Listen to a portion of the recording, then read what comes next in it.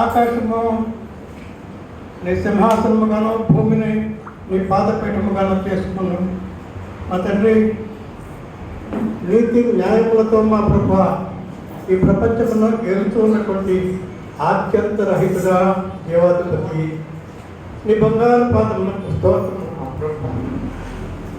ఈ జన్మల వరకు మా ప్రభావం సజీవులుగా ఉంచి నిన్ను మరి ఈ సంఘస్థులతో మా ప్రభావ నిర్తుకునేటువంటి భాగ్యము మాకు అనుగ్రహించుకున్నందుకు తెలుసుకుంటున్నాం. దినదినాభివృద్ధి మా ప్రభావ ఈ సంఘంలో కనిపిస్తున్నది. ఇంకనూ మా ప్రభావ 30 400 సంఘం ఆశీర్వదించమని ఈ దినము మా ప్రభావ నీ వాక్యమును నేను ధ్యానిస్తూ ఉండగా నన్ను మరుగుపరిచి నాతోనూ నీ బిడ్డలతోనూ నీవే మాట్లాడమని క్రీస్తు నామములో వైపు ప్రార్థించుకుంటున్నాం తండ్రి.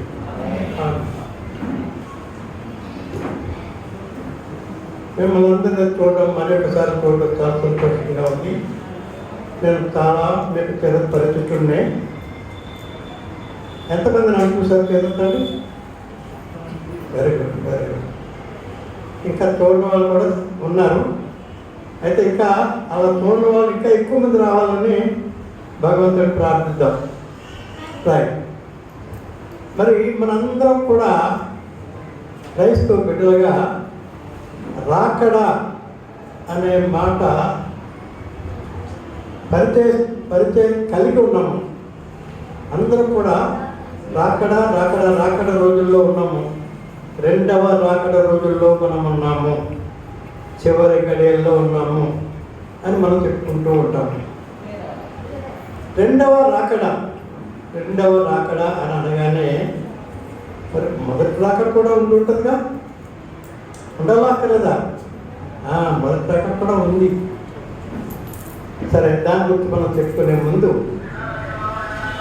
ఒక్కసారి మనం చిన్న ప్రయాణం చేద్దాం. మనం ఇప్పుడు ఎక్కడున్నాము? House of ప్రేయర్లో. ఏ ఊర్లో? సర్పవరంలో ఉన్నాం. సర్పవరం ఏ మండలంలో ఉంది? కాకినాడ మండలంలో ఉంది. ఈ కాకినాడ మండలం ఏ జిల్లాలో? తూర్పుగోదావరి జిల్లాలో. తూర్పుగోదావరి జిల్లా ఏ రాష్ట్రంలో ఉంది? ఆంధ్రప్రదేశ్ రాష్ట్రంలో ఉంది. ఈ ఆంధ్రప్రదేశ్ రాష్ట్రం ఏ దేశంలో ఉంది? భారతదేశంలో ఉంది. ఈ భారతదేశం ఏ ఖండంలో ఉంది? అబ్బో, చాలా వచ్చు. ఆసియా ఖండంలో ఉంది.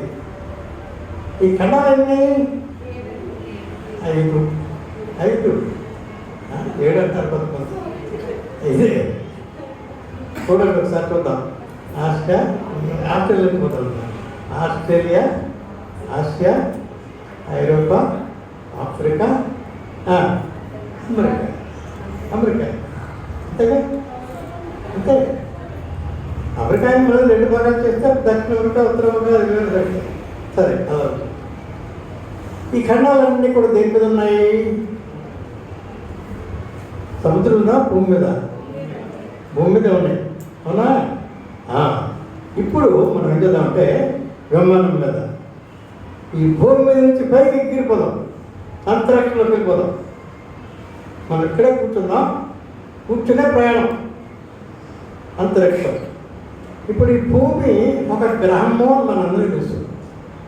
భూమి ఒక గ్రహం. మరి గ్రహం అంటే ఏంటి? సూర్యుడు చుట్టూ 12 అయింది. నేను కొంచెం క్లుప్తంగా చెప్పడానికి వస్తాను. కొన్ని విషయాలు నేను క్లుప్తంగా చెప్తే అర్థం కావు. అందుకని కొన్ని విషయాలు మాత్రం కొంచెం ఎలాబరేట్ మాట్లాడుతున్నాను. కొన్ని చోట్ల క్లుప్తంగా మాట్లాడేసి అది ఓకే. మీకు తెలిసిన వాటిని క్లుప్తంగా మాట్లాడతాను. సరే, ఇప్పుడు ఈ భూమి నుంచి మనం పైకి వెళ్తున్నాం. మైండ్లో మీరు పైకి వెళ్తున్నట్టుగా ఊహించుకోండి. ఇదే ప్రయాణం అంది. ఇప్పుడు ఈ భూమి నుంచి పైకి వెళ్ళి సూర్యమండలంలోకి వెళ్తున్నాం.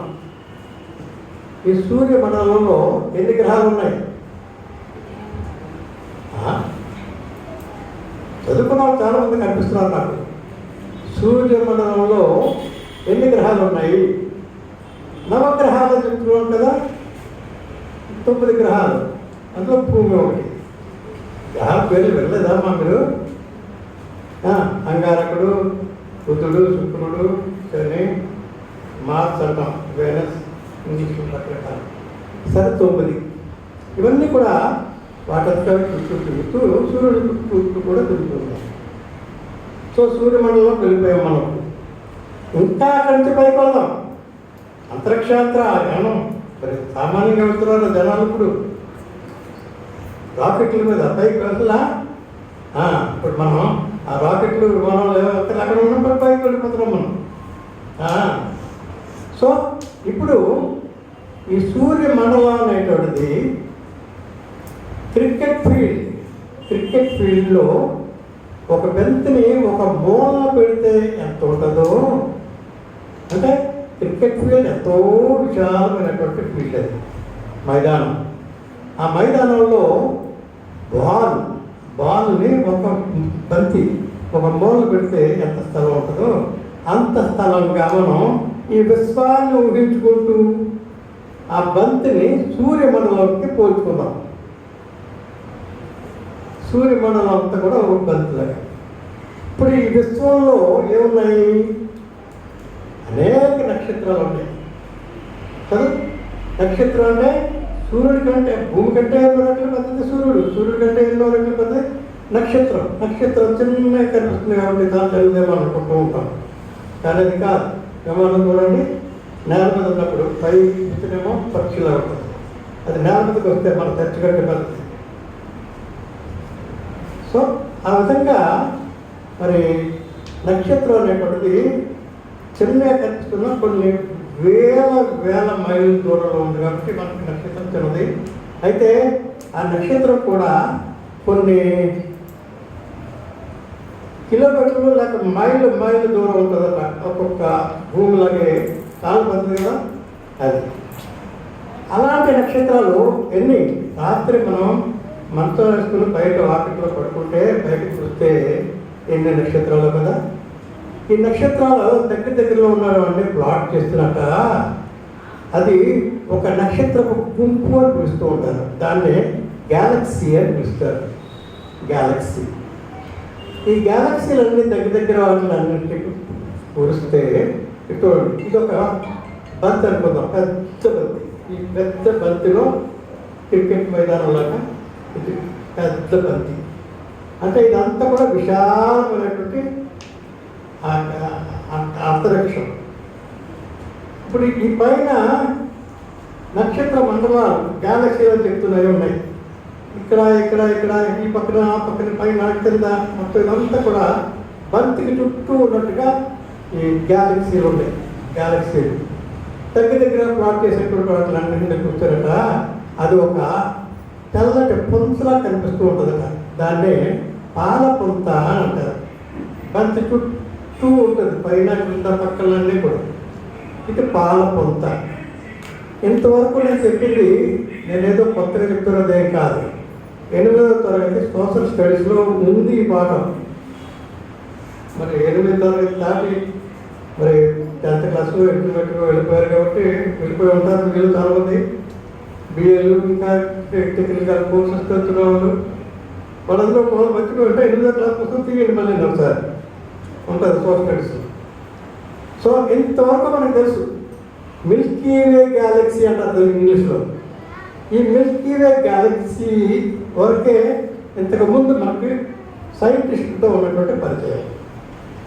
ఇప్పుడు కొత్తగా ఒక హబుల్ టెలిస్కోప్ అనేటువంటిది ఒక టెలిస్కోప్ కనుక్కుని సైంటిస్ట్ ఆ పాలపొంత వైపు చూస్తుంటేనట, ఈ పాలపొంతకు వెనక ఇంకొక పాలపొంత ఉందట, దాని వెనక ఇంకో పాలపొంత ఉందట, దాని వెనక మరొకటి చతికిలు పడ్డాడు సైన్స్. ఊహకి అందట్లేదు ఈ విశ్వం ఎంత ఉన్నది అనేటువంటిది సైంటిస్ట్ ఊహకి అందట్లేదు. ఇప్పుడు మీ ధ్యానాన్ని మరొకరి వైపుకి మళ్ళిస్తున్నాను. ఈ అంతరిక్షం, ఈ పెద్ద విశాలమైనటువంటి మరి మిల్కీ వే గ్యాలక్సీలో ఉన్నటువంటి ఈ విశ్వం సృష్టించింది ఎవరు? ఎవరు? దేవుడు. ఎవరు? దేవుడు. అంత అనంతుడు దేవుడే ఉన్నాడు. ఇప్పుడు మళ్ళీ వెళ్ళిన దాన్ని మనం అనిపించదాం. ఈ అంతరిక్షంలోకి మొట్టమొదటి అంతరిక్షం పోదాం, మొట్టమొదటి మిల్కీ వే కలిసిపోదాం, అక్కడ నుండి మళ్ళీ సూర్యమండలం పోదాం, సూర్యమండలం వెళ్ళి భూమి మీద వద్దాం, భూమి నుంచి మళ్ళా మనఖండం ఆసియాఖండకు వద్దాం, ఆసియాఖండ నుంచి భారతదేశం నుంచి మళ్ళీ రాష్ట్రం, ఆంధ్ర రాష్ట్రం, కాకినాడ మండలం, కాకినాడ అవసరపై మళ్ళీ మనం వచ్చేసాము. సరే, ఇవి వచ్చే ముందు భూమి మీద కొంత ధ్యానం చేద్దాం. భూమి, ఈ భూమిలో ఎన్ని జీవరాశులు ఉన్నాయి? జీవరాశులు దోమ, చీమ అని, పాము, చేపలు, పాములు, ఇంకా ఏంటవి నంది, పంది, కోతి అన్నీ ఉన్నాయిగా, చెట్లు, చేపలు. సో ఇవన్నీ ఉన్నాయి జీవరాశులు. మానవుడు కూడా ఒక జీవరాశి. మరి ఈ మానవుడు అనేటువంటి జీవరాశుల్ని మనం ప్రపంచంలో మన భూమి మీద చూస్తే ఎంతమంది మానవులు ఉంటారు? కోటాను కోట్ల మానవులు. ఈ కోటాను కోట్ల మానవుల్లో ఇక్కడ ఈ తూర్పుగోదావరి జిల్లాలో, లేక ఆంధ్ర రాష్ట్రంలో తూర్పుగోదావరి జిల్లాలో, కాకినాడ మండలంలో, మన సర్పవరంలో ఉన్నటువంటి అవసరంలో నీవు నేను చిన్న నలక, భూమిలోనే నలక, అంతరిక్షంలో ఇంకా నలక, భూమిలో ఉన్నటువంటి జీవరాశులు ఎన్నెన్నో, అందులో ఇంకా నలకలోంచి ఎంత అల్పులమ్మా. ఈ సర్వ సృష్టిని చేసినటువంటి ఆ దేవాది దేవుడు ఎక్కడ? ఈ విశ్వంలో అత్యంత సూక్ష్మమైనటువంటి జీవి ఈ మానవుడు ఎక్కడ? ఆ మానవుల్లో నువ్వు నేను ఎక్కడ? గుర్తు ఏంటి ఒకసారి? కీర్తనల గ్రంథం 8వ అధ్యాయం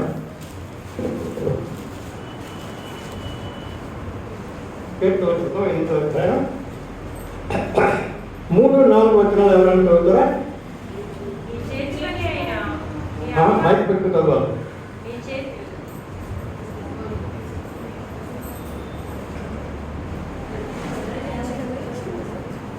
3-4. నీ చేతి పని అయినా నీ ఆకాశములను నీవు కలుగు చేసిన చంద్ర నక్షత్రములను నేను చూడగా నీవు మనుష్యుని జ్ఞాపకము చేసుకున్నట్టు వాడు వ్యాపారి వాడు. నీవు నరపుత్రుని దర్శించుటకు వాడు వ్యాపారి వాడు. దేవుడి ఎంత చాలా ఎంత అనంత సృష్టిని చేసినటువంటి ఈ దేవుడికి ఈ అల్పుడి కింద నలకలా ఉన్నటువంటి ఈ నరుడిని జ్ఞాపకం చేసుకోవడానికి నరుడు ఎపాటి వాడు అని ఎట్లా రాస్తున్నాడు. అయినప్పటికీ కూడా ఆ దేవాది దేవుడు ఆ నరుడిని జ్ఞాపకం చెప్తున్నాడట. ఎప్పుడు? క్రిస్మస్ రోజున. ఎప్పుడు? క్రిస్మస్ రోజున. ఎందుకని జ్ఞాపకం చేసుకోవాల్సింది? నరుడు నశించిపోతున్నాడు. ఎంతో అపురూపంగా చేస్తున్నాడట మానవుణ్ణి. ఆదాము చేస్తున్నాడు. ఈ ఆదాము ఒంటరిగా ఉండిపోవటం అన్నటువంటిది ఇష్టం లేక ఎంతో అందమైనటువంటి అతిశోక సుందరిని తీసుకొచ్చి సాటైన సహాయంగా చక్కగా అందించాడు. సో సంతోషంగా వాళ్ళు ఉండక దేవుడు ఇచ్చినటువంటి ఆజ్ఞని అతిక్రమించారు. అక్కడ సర్పం పట్టుకొచ్చి చక్కగా రంగు బాగుంది, అంతగా చక్కగా పళ్ళు ఆ పడును పట్టుకొచ్చి అవ్వకిస్తే అవ్వ చక్కగా తినేసింది. పట్టుకొచ్చి మరి భర్త ఎంతో ప్రేమించినటువంటి భార్య ఇస్తుంటే ఎంతో ఆనందంగా ఆయన పట్టుకుని చక్కగా తినేసాడు. సో ఆ విధంగా దేవుని యొక్క ఆజ్ఞను అతిక్రమించారు. ఆజ్ఞాతిక్రమమై పాపం. సో మానవుడు ఈ విధంగా పాపం సంపాదించుకుని ఇప్పుడు నశించిపోతూ ఉన్నాడు. దేవుడట ప్రతిరోజు సాయంకాలం ఏదైనా మన దగ్గరికి వచ్చి ఈ మనుషులతో, ఈ నరులతో సంభాషించడం ఆయనకి ఎంతో ఇష్టం. సాయంకాలం అసలు గడిపేవాడట. ఇప్పుడు ఆయన నరుణ్ణి జ్ఞాపకం సృష్టించినందుకు ఎంతో సంతాపడుతూ ఉన్నాడట. ఆజ్ఞాన్ని అతిక్రమించారు వీళ్ళు, పాపం కొట్టి తెచ్చిపెట్టుకున్నారు. ఆ పాపం ద్వారా మరణం సంప్రాప్తం చేస్తున్నారు. సో ఇప్పుడు వచ్చి పిలుస్తున్నాడు, సాయంకాలం వచ్చి పిలుస్తున్నాడు, ఆదామా నువ్వు ఎక్కడున్నావు? ఆ పండు తిన్నారు, తెలివితేటలు ఇచ్చేటువంటి పండుది. ఆ పండుతో వాళ్ళు దిగంబరత్వం వాళ్ళు తీసుకున్నారు. ఎక్కడ ఉండి చెట్లు చాటున, పుట్లు చాటున, ఆకులు అలంలో మొక్కలు మనకు కట్టుకొని దాక్కుంటారు. యేసుప్రభు వస్తుంది, దేవుడు వస్తే పరుగుపూరిన ఆయన దగ్గరికి చిన్నపిల్లలు తండ్రి దగ్గరికి వచ్చినప్పుడు ఎలా ఉంటారో ఆ రకంగా పరుగుపూరిన వచ్చేటువంటి వాళ్ళు ఇప్పుడు ఆయన పిలుపు విని చెట్లు చాటున దాక్కుంటున్నారట. ఈ విధంగా మానవుడు దూరస్తుడైపోయాడు, దేవునికి దూరస్తుడైపోయాడు. ఈ దూరస్తుడైపోయినటువంటి ఈ మానవుడిని తిరిగి సమీపస్తులుగా చేసుకోవాలనేటువంటి ఉద్దేశంతో ఆయన ఒక సంకల్పం ఏర్పాటు చేసుకున్నట్టుగా మనం చూస్తున్నాం. చూడండి ఒకసారి ఆదికాండము 3వ అధ్యాయం 15వ వచనం.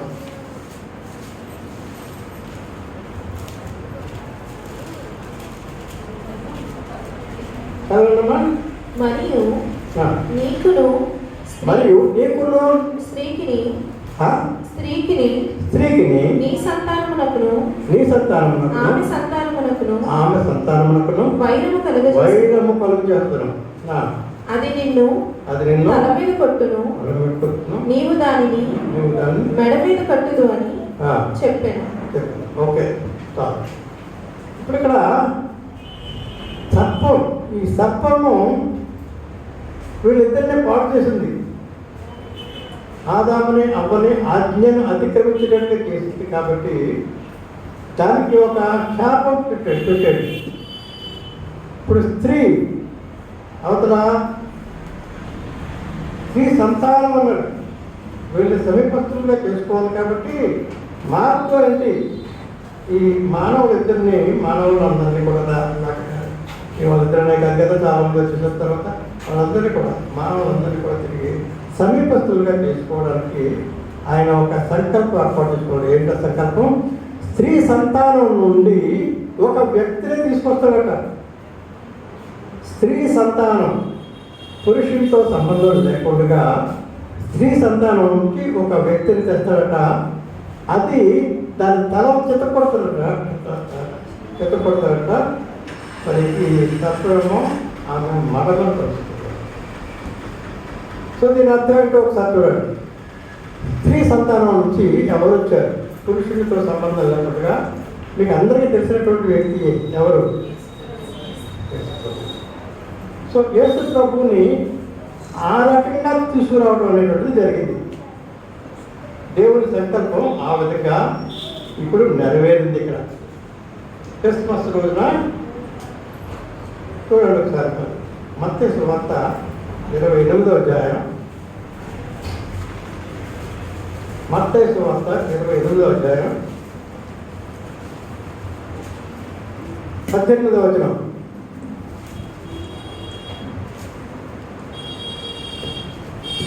అయితే యేసు వారి యొద్దకు వచ్చి పరలోకమందును భూమి మీదను నాకు సర్వాధికారం ఇయ్యబడి ఉన్నది. యేసు ప్రభు పలుకుతున్నటువంటి మాటలు తర్వాత ఎప్పుడో లేదు, చంద్రగడ్డ కింద ఉన్నటువంటి టైం తర్వాత చెప్తున్నాడు మనకి. ఆయనకట పరలోకమందును భూమి మీదను సర్వాధికారం ఇచ్చాడట దేవుడు. సర్వాధికారం ఇచ్చాడు. ఇచ్చి ఏం చేశాడు? గలతీ 4:4 చూడండి.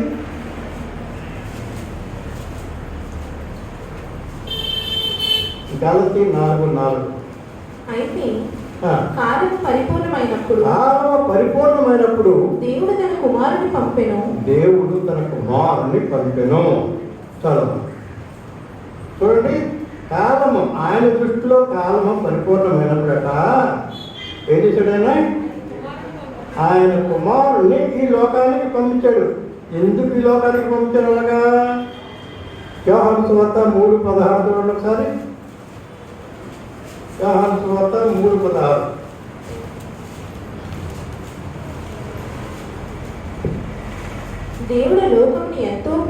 దేవుడు లోకమును ఎంతో ప్రేమించెను కాగా ఆయన తన అద్వితీయ కుమారునిగా పుట్టినవాని యందు విశ్వాసముంచు ప్రతివాడు నశింపక నిత్య జీవం పొందినట్లు ఆయనను అనుగ్రహించాడు. ఇది జాగ్రత్తగా ఆలోచించండి. దేవుడు లోకమును ఎంతో ప్రేమించను. లోకము అంటే లోకంలో ఉన్నటువంటి ఈ మానవాళిని ఎంతో ప్రేమించున్నాడు. మనమందరినీ కూడా దేవుడు ఎంతో ప్రేమించున్నాడు.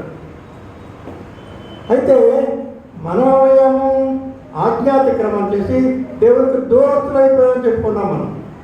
ఇప్పుడు మళ్ళా తిరిగి ఆయన మరి దగ్గరగా మనల్ని కూడా ఆయన దగ్గరగా చేర్చుకోవడానికి గాను దూరస్తులైనటువంటి మనల్ని సమీపస్తులుగా చేసుకోవాలని ఇప్పుడు ఆ ప్రేమతో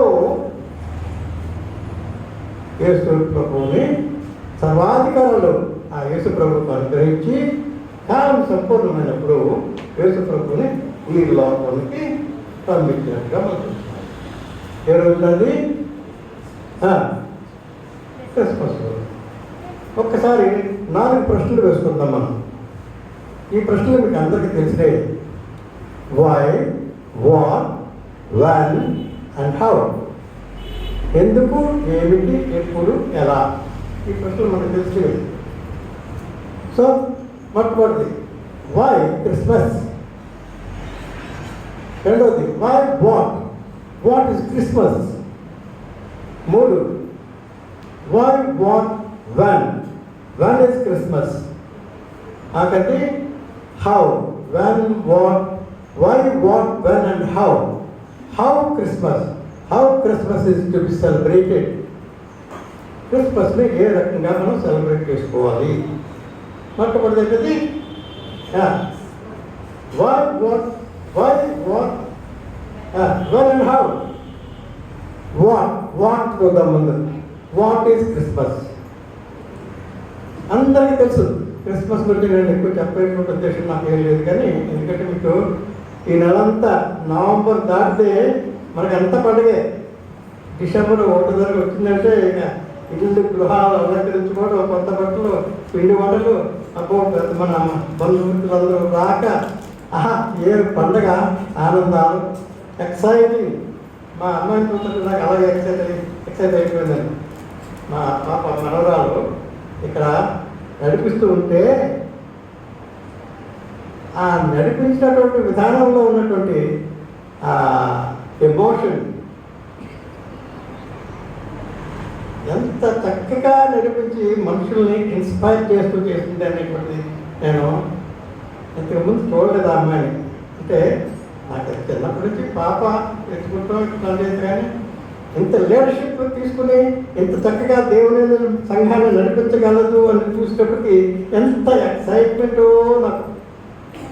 అలాంటి ఎక్సైట్మెంట్ ఈ నెలంతా ఉన్నది. డిసెంబర్ నెల చివరి దాకా యేసు ప్రభు పుట్టినటువంటి ఈ దినాలు. సో ఇప్పుడు మొట్టమొదటి వాట్ ఈస్ క్రిస్మస్. క్రిస్మస్ అంటే ఏంటి మీకు అందరూ తెలుసు. క్రైస్ట్ ప్లస్ మాస్ అంటే ఆరాధన. క్రైస్ట్ మాస్, క్రీస్తుని ఆరాధించడం. యేసుక్రీస్తు పేరు యేసుక్రీస్తు నిజమే. చెప్పండి. యేసుక్రీస్తు పేరు యేసుక్రీస్తేనా? చూడండి ఒకసారి మత్తయి సువార్త 1:21.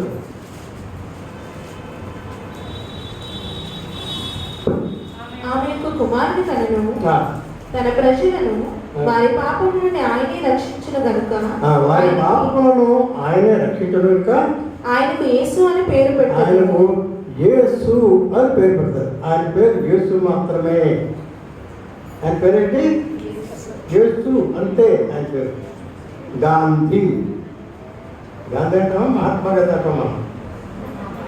మహాత్మా గాంధీ. ఆయన పేరు మహాత్మా గాంధీనా? మహాత్మా ఉందా ఆయనకి? ఏంటి పేరు మహాత్మా అంటే? ఇంటి పేరా? బిరుదు. అదేవిధంగా యేసు క్రీస్తు, ఆ క్రీస్తు అనేటువంటిది ఆయనకి బిరుదు. యూదులు మెస్సయ్య వస్తాడు అని ఎదురు చూస్తూ ఉన్నారు. ఈ సంతానం నుంచి మెస్సయ్య వస్తాడు. ఇంతవరకు కూడా యేసు ప్రభువుని వాళ్ళు మెస్సయ్యగా అంగీకరించలేదు. దౌర్భాగ్యుడు. మెస్సయ్య అది హీబ్రూ పదం, దానికి గ్రీక్ పదం క్రీస్తు. మెస్సయ్య అంటే క్రీస్తు, క్రీస్తు అంటే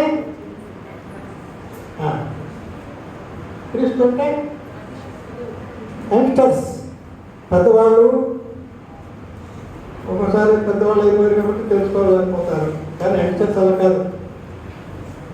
you have a research mind. ప్రతిదీ కూడా పరిశీలించి తెలుసుకుంటూ ఉండాలి. అపోస్తలుడు పౌలు ప్రసంగం చేస్తుంటున్నాడా, అక్కడ ఉన్నటువంటి పరిశీలనలు అనుదినము లేఖనమును పరిశోధిస్తూ ఉండేవారట. అదేవిధంగా మనం కూడా ఏం చేయాలి? పరిశోధిస్తూ చదవాలి, అన్నీ తెలుసుకుంటూ. బైబిల్ చదివేశాం ఎక్కడే, ఈ జీవుడు చదివేదాకా తెలుసు. ఎన్నిసార్లు? అబ్బో 5 10. ఏదైనా చెప్పలేమండి. ఈ చివరి చదివేసాం, ఏది చిన్నది అడిగినా మనం చెప్పలేము. దానివల్ల ప్రయోజనం లేదు. వాట్ లిటరల్ యూ స్టడీ, ఈ స్టడీ థారోలీ. నువ్వు తక్కువ చదివినప్పుడు కూడా ఆ తక్కువ చదివినది థరోగా చదువు. అందులో ఏ రకంగా ప్రశ్నించేప్పుడే కూడా అందులో నువ్వు జవాబు చెప్పగలిగి ఉన్నాడు. ఆ రకంగా చదవాలి. సో ఇప్పుడు క్రీస్తు అంటే మెస్సయ్య అంటే క్రీస్తు, క్రీస్తు అంటే అభిషక్తుడు. అభిషక్తుడు అంటే ఒక పని మీద నియమింపబడి పంపబడినటువంటి వ్యక్తి. ఇప్పుడు చెప్పండి, మెస్సయ్య అంటే ఏంటి? క్రీస్తు.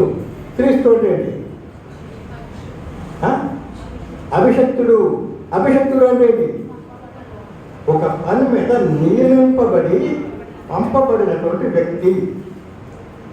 చూస్తారు కదా, యేసు ప్రభువునికి ఒక పని దేవుడు అప్పగించి ఆయన్ని ఈ లోకానికి పంపించినట్లుగా బైబిల్ తెలియజేస్తుంది. మనం ఏమిటా పని?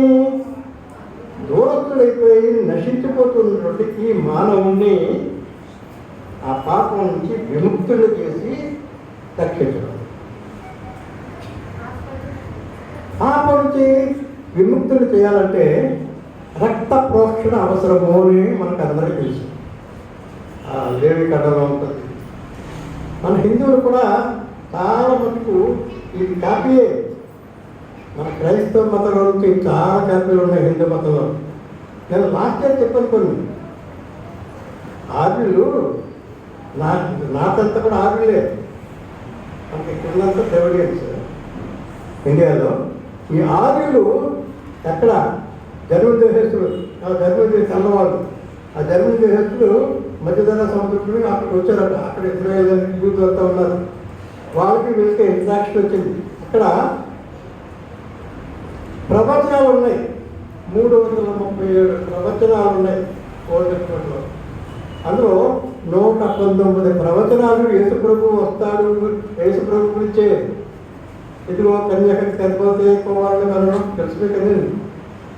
చూసారు కదా. ఇలాంటివి ఎన్నో ప్రవచనాలు ఉన్నాయి. ఈ ప్రవచనాలన్నీ కూడా ఈ ఆరుగురు తెలుసుకున్నారు, తెలుసు వాళ్ళకి. ఆ తర్వాత వాళ్ళు ఇప్పుడు ఇరాన్ మీదుగా ఇరాన్ మీదుగా పాకిస్తాన్ మీదుగా ఐబర్ పొలాల మీదుగా మన దేశానికి దిగబడి గంగా నది సింధు దగ్గర వాళ్ళు బ్యాక్స్లో సెటిల్ అయ్యారు. అక్కడ కొన్ని భాగాలు రాశారు. ఈ భాగాలు రాయడంలో వాళ్ళకు ఉన్నటువంటి యేసు ప్రభు గురించి ఉన్నటువంటి జ్ఞానం అంతా కూడా ఆ వేదాల్లో చూపించారు. సామవేదంలో ఉదాహరణకు చెప్తున్నాను. నేను పోయిన వారం చెప్పానండి. ఓం బ్రహ్మపుత్రాయ నమః. బ్రహ్మపుత్ర, బ్రహ్మ అంటే దేవుడు. బ్రహ్మ అంటే అది పేరు కాదు, దేవుడు అనేటువంటి ఒక పేరా? దేవుడి పేరా? కామన్నా అబ్బాయి అమ్మాయి పేరు అది ఏ కాదు, కామన్నాం.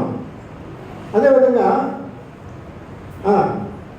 దేవుడు, భగవాన్, భగవంతుడు ఈ పేరు కాదు, కామన్నాం చెప్తే.